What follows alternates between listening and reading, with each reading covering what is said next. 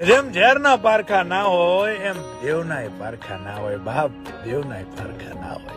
આજે વાત કરવી છે એમાં ડાલડીની સિકોતરની, માં રસુ ગોકર્ણની લાજ રાખનાર જગદંબાની, કે જેને એક બે વાર નહીં પણ સમયે સમયે પરચા પૂરીને જગતને જાણ કરી કે આ દુનિયામાં દેવ હજુ જીવે છે બાપ, હજુ જીવે છે.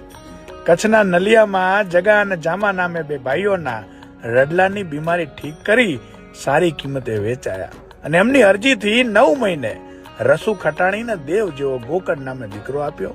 તેની માનતા પૂરી કરવા આવેલ રસુ ખટાણી પર રાજાની કુદ્રષ્ટિ થતા રાજા અને સિપાહીઓને આંધળા કરી માએ આકાશમાં ગાડું ઉલાડી એક જ રાતમાં ડાલડી 5 પીપળા તળાવે ઉતાર્યા હતા.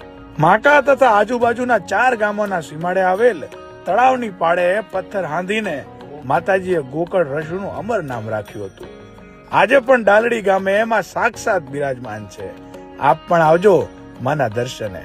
જય મા સિકોતર.